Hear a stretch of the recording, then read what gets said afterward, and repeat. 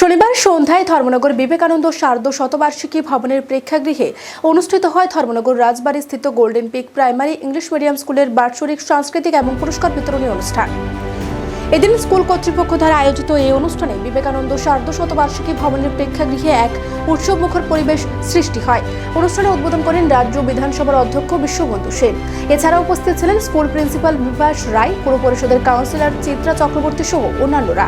এদিন অনুষ্ঠানে স্কুলের সকল শিক্ষক শিক্ষিকা, স্থানীয় ব্যক্তিবর্গ সহ অনুষ্ঠান উপভোগ করেন স্থানীয় কয়েক শতাধিক সংস্কৃতি মনা মানুষ।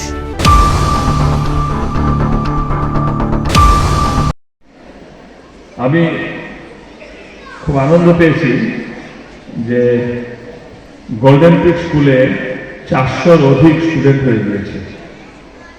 স্কুল যখন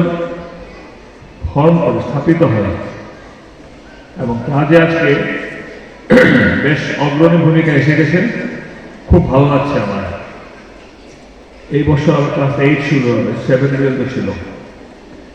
তো গোল্ডেন পিকের যে কোনো প্রতিষ্ঠান শুধু কর্তৃপক্ষের মাধ্যমে সেটা সাফল্যের পথ দেখে না, তার জন্য তার সাপোর্টিভ আশপাশের মানুষজন এবং গার্জিয়ান, যারা স্কুলের সঙ্গে ছেলে মেয়েরা ওতপ্রোতভাবে জড়িত, গার্জিয়ানদেরও মানসিকভাবে পরিপূর্ণতা দিয়ে সাহায্য করলে একটা প্রতিষ্ঠান ধীরে ধীরে তার সফলতা দিকে এগোতে পারে। গোল্ডেন পিক স্কুলের এই স্টুডেন্টের যে ইনক্রিজ সেটা দেখে আমি বুঝতে পারছি যে অভিভাবককে মণ্ডলীয় এই স্কুলের সঙ্গে মানসিকভাবে